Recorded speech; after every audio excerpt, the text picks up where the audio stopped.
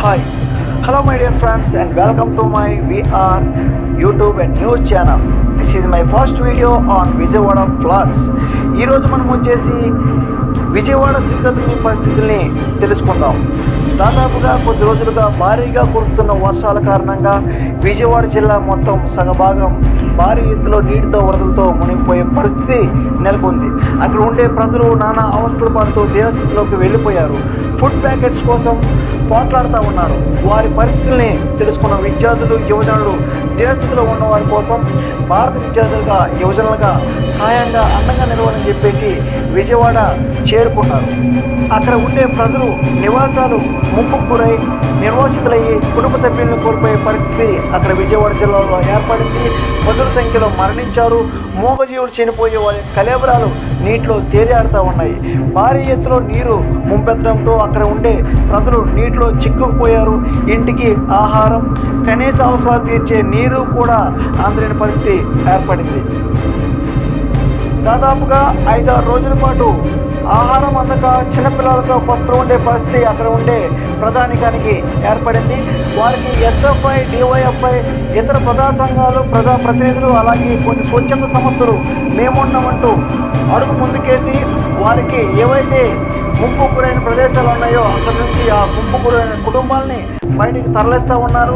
దాంతో పాటుగా అక్కడ ఉండే ప్రజలకి కనీస అవసరాలు ఏవైతే ఉంటాయో ఆహారం, నీరు, బ్రెడ్ ఇలాంటి సదుపాయాలు కల్పించడం కోసం ప్రయత్నాలు చేస్తూ ఉన్నాయి. వాళ్ళకి తమ వంతుగా సేవా కార్యక్రమాలు చేయడం కోసం కొన్ని వేల సంఖ్యలో వాలంటీర్స్గా విజయవాడకు వచ్చారు. వాళ్ళు చేసే సేవా కార్యక్రమాలు మనం పక్కన ఉండే విజువల్ రూపంలో గమనించవచ్చు.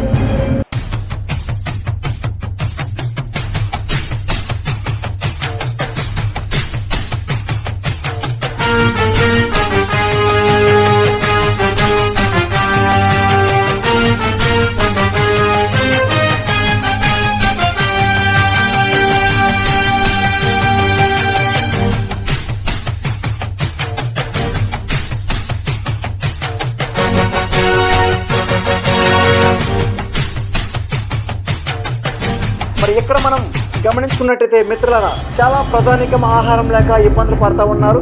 వారి కోసం విద్యార్థులు యువజనులు ప్యాకెట్స్ రూపంలో ఆహారాన్ని ప్రతి ఇంటికి కూడా పంపిణీ చేస్తూ ఉన్నారు. దానిలో భాగంగానే చాలా ప్రజానికం వరదల ముంపెత్తడంతో ఆహారం లేక కుతూహలంతో దిగ్భ్రాంతి చెందుతూ ఉన్నారు. గుమ్మం దగ్గర ఆహారం కోసం ఎదురు చూస్తున్న చిన్నారులు మనం గమనించవచ్చు. దీనితో పాటుగా ఎస్ఎఫ్ఐ, డివైఎఫ్ఐ, విద్యార్థి యువజన సంఘాలు, ఇతర ప్రజా సంఘాలు, ప్రజాప్రతినిధులు, ఇతర స్వచ్ఛంద సంస్థలు ఏవైతే ఉన్నాయో ఎవరైతే వరద బాధితులు ఉన్నారో వాళ్ళ కోసం ప్రత్యేకంగా అనారోగ్యంతో బాధపడుతున్న బాధితులకు మెడికల్ క్యాంపు నిర్వహించారు. మరియు ఎవరైతే వరద బాధితులు ఉన్నారో నివాసం కోల్పోయి నిర్వసితులై పడి ఉన్నారో వాళ్ళ ప్రజలందరికీ కూడా దాదాపు 2000 నుంచి 3000 మందికి భోజనాలు ఏర్పాటు చేసే ప్రయత్నం ప్రజా సంఘాలు చేశాయి. ఈ నిర్వహణలు చాలా సంతృప్తిగా ఉన్నాయంటూ సంతోషిస్తూ వాళ్ళ యొక్క సమస్యలను మనతో పంచుకున్నారు. ఈ తరుణంలో ఎవరైతే బాధితులు ఉన్నారో వాళ్ళు మనతో వాళ్ళ యొక్క సమస్యలు పంచుకోవడానికి సిద్ధంగా ఉన్నారు. వాళ్ళ యొక్క సమస్యలు తెలుసుకోవడానికి ప్రయత్నం చేద్దాం. మన పవన్ కళ్యాణ్ ప్రభుత్వం అంట మగోళ్ళకి బియ్యాలు వేసేసి మన కుక్కలకి ఇసిరేసినట్టు బియ్యాల మూటలో ఏదో 2 కేజీ బియ్యం మూటలో ఇసిరేసేసి వెళ్ళిపోతున్నారు. ఆడవాళ్ళమే అయ్యా అయ్యా అయ్యా అన్నా కానీ వెనకమాల పడి వెళ్ళినా కానీ మాకు ఒక బియ్యం మూట ఇవ్వలేదు. చెయ్యి పైన కూడా చూపించినా కానీ ఒక బియ్యం మూట ఇవ్వకపోయారు. ఆయన ఎవరో కానీ కాంత చొక్క వేసుకొని కారు దిగాడు, 4 మాటలు చెప్పాడు మీడియాతో. బండ్లు తీసుకొని వెళ్ళిపోయారు. ఏ ప్రభుత్వం కూడా మాకు ఏం చేయలేదు. నిన్న శుక్రవారం శనివారం మాకు మంచినీళ్ళు ప్యాకెట్ ఇచ్చిన వాళ్ళు లేరు. బాబురావు గారు నిన్న శుక్రవారం శనివారం మాకు పిలిచి ఇంటింటికి పిలిచి అమ్మ మీకు భోజనాలు పెడతాం, పైపుల రోడ్లో రాండి అన్ని లైన్లో నిలబెట్టి మాకు 20 భోజనాలు పెడుతున్నారు. ఈ రోజున కూడా మాకు ఇంకా వాటర్ అయితే తగ్గలేదు. మాకు రోజు ఇంకా వాటర్ ఉంది. ఆ వాటర్ ఉండడం వల్ల మేము బయటికి రావచ్చే పరిస్థితి లేదు. కానీ ఏమాత్రకి సేవ చేస్తూనే ఉన్నారు. వాటర్ కానీ, పాల ప్యాకెట్ కానీ, తిండి కానీ, ఫుడ్ కానీ చేస్తూనే ఉన్నారు. అది మాకు చాలా ఆనందంగానే ఉంది. అది కూడా లేకపోయి ఉంటే కనుక మేము చాలా ఇబ్బందులు ఇరుక్కుపోయే పరిస్థితులు ఉన్నాయి మా దగ్గర. అది సరే మిత్రులు, ఇప్పుడు ఉన్నారు కదా అమ్మ, ఇప్పుడు ఏమైనా సరే ప్రభుత్వం నుంచి ఏమైనా మీకు ఆర్థికంగా లేకపోతే సామాజికంగా లేకపోతే ఆహారం ఏమైనా సహాయ ప్రస్తుతానికైతే అంటున్నారు బియ్యం వస్తాయి, కందిపప్పు వస్తుంది, నూనె వస్తుంది అంటారు. మరి అది ఎంతవరకు నిజమో ఎంతవరకు అబద్ధమో తెలియదు. అది ఏదైనా మరి వాళ్ళు పెద్ద చర్య తీసుకొని మాలాంటి పేద కుటుంబాలకు ఏదో కాపాడాలి కదా అనుకుంటాం. ఏదో సాయం వచ్చిందనే ఉద్దేశంతోనే ఉంటాం. అంటే ఇప్పుడు వరకు కూడా ఎటువంటి సాయం అనేది ఎటువంటి సాయం అనేది అందలేదు. ఈ పాల ప్యాకెట్లు, మధ్య ప్యాకెట్లు, ఈ రొట్టెలు, ఈ బిస్కెట్లు ఇంతవరకే మాకు సాయం అనేది. ఇటువంటిగా బియ్యం కానీ ఇట్లాంటివి కానీ ఏదో 5 కేజీలు 3 కేజీలు ఇచ్చారు. ఈ రోజు కూడా నేను 50 రూపాయలు ఇచ్చి 4 కూరగాయలు కొనుక్కున్నారు. ఒక ఫ్రీ బస్ రాలేదు.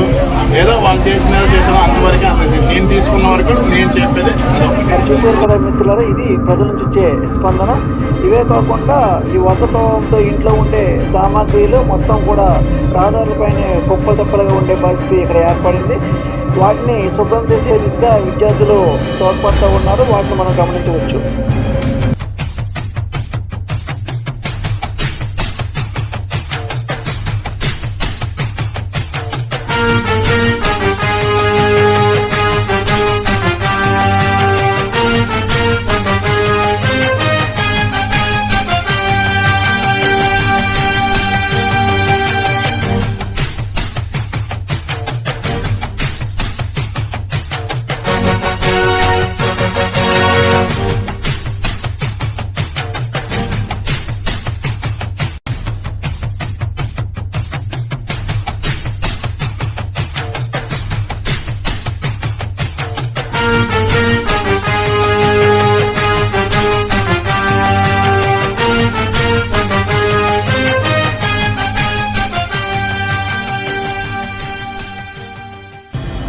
మరి ఇక్కడ చూసుకున్నట్టయితే ఎవరైతే వృద్ధులు పనులు చేయలేక ఉండే పరిస్థితిలో ఉన్నారో వాళ్ళ యొక్క ఇళ్ళని కూడా శుభ్రం చేసే పరిస్థితి ఇక్కడ విద్యార్థులు చేస్తూ ఉన్నారు. వాళ్ళ యొక్క సమస్యలు మనతో చెప్తూ ఉన్నారు.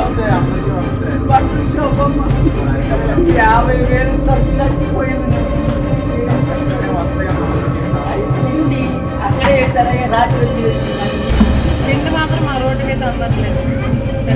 పెద్ద రోడ్లు ఇచ్చుకుంటున్నారు, వెళ్తున్నారు, డ్రైవర్ మార్చుకుంటున్నారు. ఏం తినాలి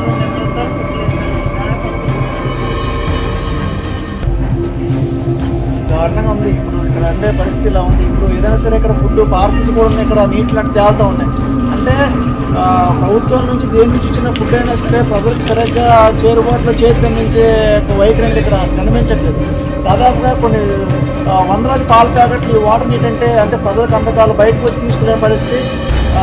వాళ్ళు ఈ ఇబ్బందితో పాటు కూడా ఇక్కడ మొత్తం కూడా ఆహారం కూడా బయట కొత్తలు అనేవి ఇక్కడ నీటిలో తేలుతూ ఉన్నాయి. ఏదో విధంగా ఇబ్బంది పడుతూ ఉన్నారు. దాదాపుగా 6-7 రోజుల పాటు కూడా పిల్లల్ని కూడా పస్తులు పెట్టి ఉంచే పరిస్థితి అనేది ఉంది. ఎప్పటికైనా సరే ప్రభుత్వం అనేది అలా నిర్లక్ష్య వైఖరి అనేది విడిచిపెట్టి వీలైనంత త్వరగా కూడా వీళ్ళకి ఏదైతే కనీస అవసరం ఉంటే వాళ్ళు తీర్చే విధంగా ఈ నీటిని వీలైనంత త్వరగా కూడా ఇక్కడ నుంచి పారిశుద్ధ్య కార్మికుల ద్వారా కూడా దీన్ని శుభ్రం చేసే విధంగా తోడ్పడతారని చెప్పేసి కోరుకుంటూ ఉన్నాము. దానిలో భాగంగా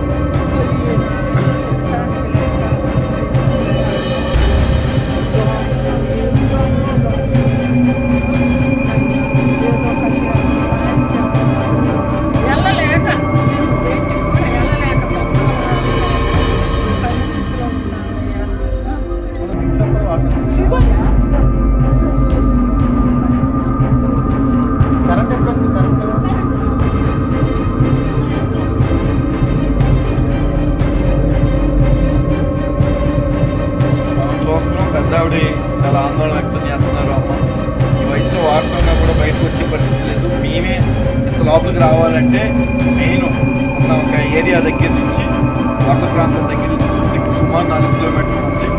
ఇటువంటి రోజులు సరుకులు బయట తెచ్చుకోవాలన్నా కూడా అసలు మనం వర్ణనాతీతమైనటువంటి సమస్య. మరి పెద్దావిడ చాలా బాధపడుతున్నారు. ప్రభుత్వం స్పందించాలి. ఎందుకంటే వాస్తవానికి లోపలికి వచ్చేటువంటి ప్రాంతాల్లో మనం చూసాం, మీరు ఇచ్చింది వాళ్ళకి దోమల అగ్రత్తులు, దానికే ఆమె పెద్దావిడ కంటతడి పెట్టుకుని కృతజ్ఞతలు చెప్తున్నారంటే పరిస్థితి ఎంత దారుణంగా అర్థమవుతుంది. ఇంకా దయచేసి ప్రభుత్వం డిమాండ్ చేస్తున్నాం. ప్రభుత్వం యంత్రాంగం అంతా స్పందించి ప్రభుత్వం పక్కన చేస్తూ ఉంది, కానీ అది సరిపోవట్లేదు.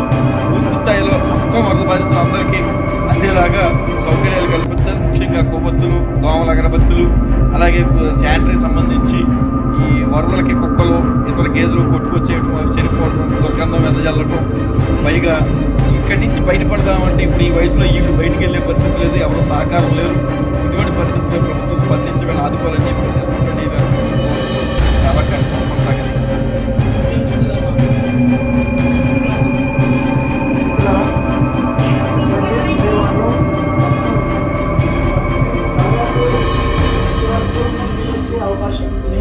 పరిస్థితి ఇక్కడ ఏర్పడింది.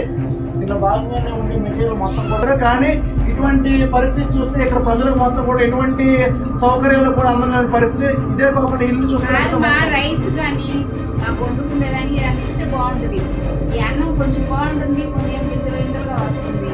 ఇస్తున్నారు కానీ ప్యాకెట్లు ఒక ప్యాకెట్ అట్లా ఒక ప్యాకెట్ ఇట్లా తినలేకపోతున్నాయి. వర్షాలకి నీరు బాగలేదు, అవి తిన్న దగ్గర నుంచి మోషన్స్ అట్లా లేకుండా రైస్ ఆయిల్ అయితే గోధుమ పిండి పప్పు అలాంటివి ఇస్తే అంటే మనం కోరుతుంది ఏమంటే కనీస అవసరాలు ఏవైతే పప్పు దినుసులు లేకపోతే బియ్యం ఏదో ఒకటి వండుకోవడానికి ఇస్తే బాగుంటుందని చెప్పేసి మీరు అనుకుంటారు. ఇంకా కొన్ని ఫ్యామిలీ చూసినట్టయితే ఇప్పుడు నార్మల్గా వండుకోవడానికి అవకాశం ఉన్నా సరే గ్యాస్ లేని పరిస్థితి. ఇన్ టైంలో గ్యాస్ అయిపోయి అది దాదాపు 6-7 రోజుల పాటు కూడా వస్తుండే పరిస్థితి.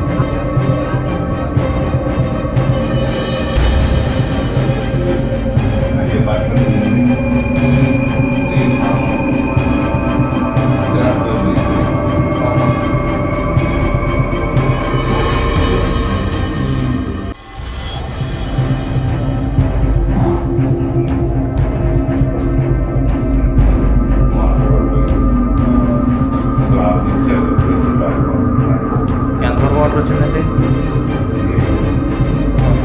మరి మీరు ఎక్కడున్నారు?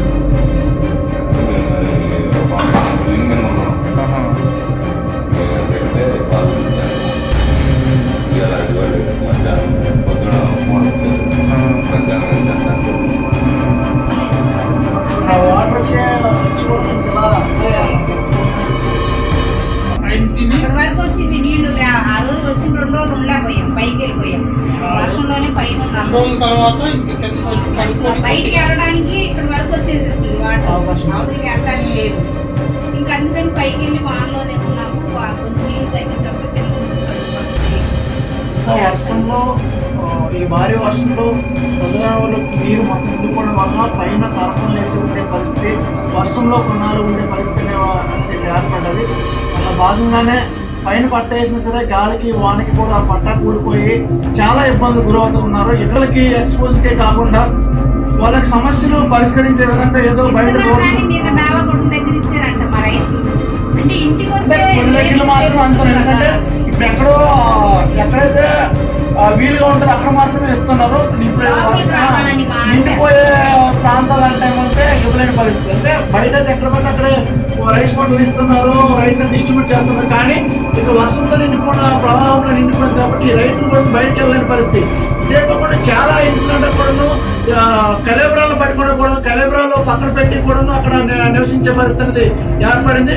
కొన్ని ఇంట్లో అయితే మనం అర్థం చేసినట్టయితే కొన్ని గృహాల్లో అంటే కూడాను ఇంకా దుర్భరమైన పరిస్థితి.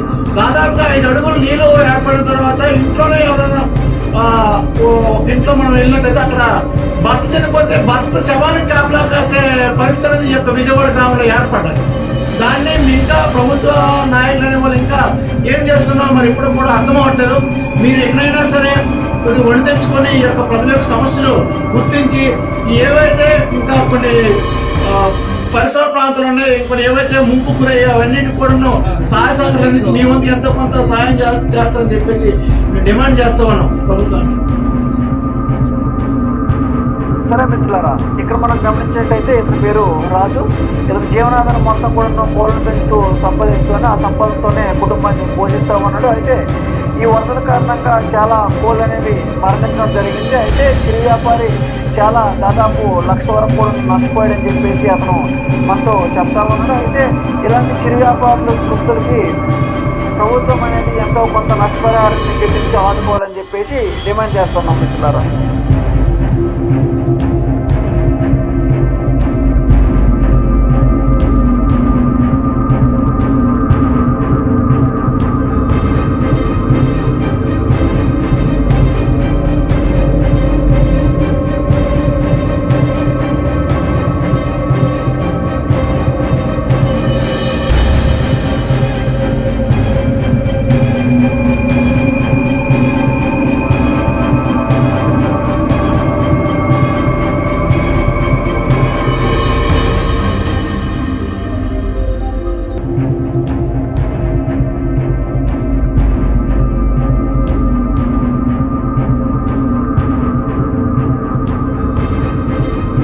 మరి ఇక్కడ మనం చూడొచ్చు మిత్రులారా, ఏదైతే స్వచ్ఛంద సంస్థల నుంచి ప్రభుత్వాల నుంచి ఏవైతే డాక్టర్ల రూపంలో మెడిసిన్ ఫుడ్ వస్తుందో వాటి కోసం ప్రజలనే వాళ్ళ ఆర్డర్లతో ఎగబడిసి అవి తీసుకునే పరిస్థితులు మనం ఇక్కడ స్లైడ్స్లో గమనించవచ్చు.